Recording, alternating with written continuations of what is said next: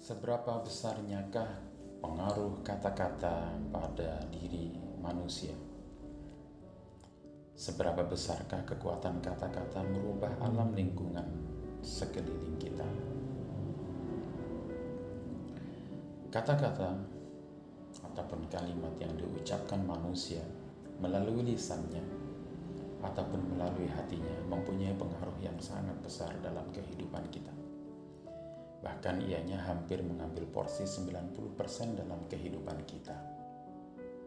Seorang peneliti dari Jepang, dari Hado University, yaitu Dr. Masaru Emoto, telah membuat sebuah penelitian.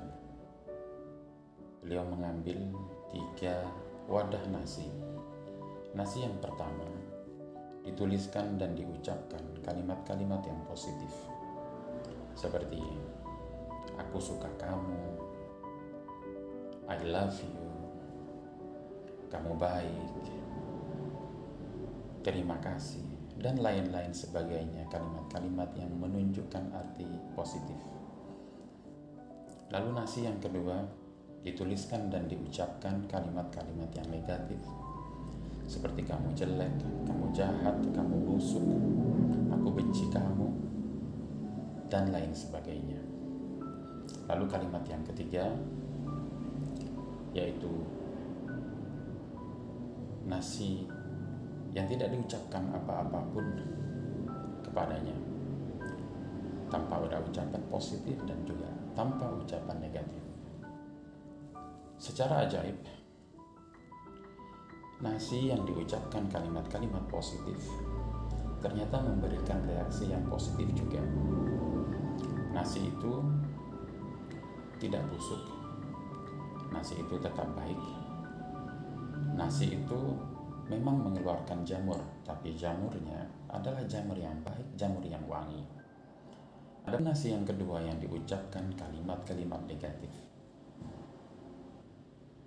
Nasi itu menjadi cepat busuk, cepat basi, berjamur dengan bau yang busuk sekali. Nasi yang ketiga yang tidak diucapkan apa-apa dan tidak dituliskan apa-apa,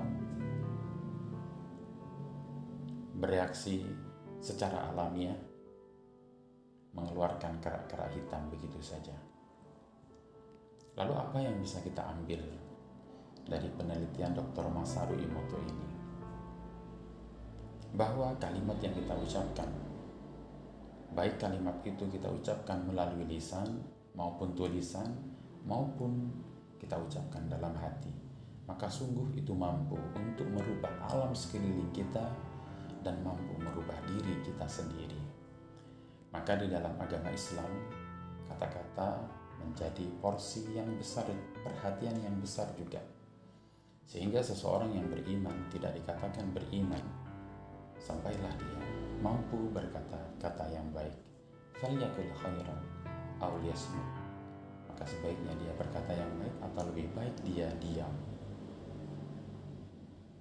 Di dalam agama Islam kita disunnahkan untuk membaca Bismillahirrahmanirrahim dalam setiap apa jua pekerjaan yang kita lakukan. Seolah-olah kita meminta kepada Allah agar dengan berkah Rahman dan Rahimnya, sifat kasih sayangnya itu akan tertular energinya kepada pekerjaan kita dan juga benda yang akan kita hadapi. Maka benarlah bahwa Al-Quran itu adalah mukjizat yang paling besar yang diturunkan kepada Nabi Muhammad SAW. Dengan Al-Quran ini seseorang bisa menjadi baik. Dengan Al-Quran ini seseorang bisa menjadi beruntung. Dengan Al-Quran ini seseorang bisa bernasib mujur. Maka ketika Allah berfirman, walau anna Qur'anan suyirat bihil jibalu aw qutti'at bihil ardu aw kullima bihil mauta bal lillahil amru jami'a. Kalau seandainya ada satu kalimat Kalimat itu yang mampu menggoncangkan gunung-gunung, mampu memecah belah bumi, dan mampu membuat orang yang sudah meninggal mampu berkata-kata kembali. Maka kalimat itu hanyalah Al-Quran saja. Maka yang bisa kita simpulkan, marilah kita berkata-kata yang baik, kita ucapkan doa-doa yang baik, kita baca Al-Quran, karena Al-Quran itu dari Yang Maha Rahman.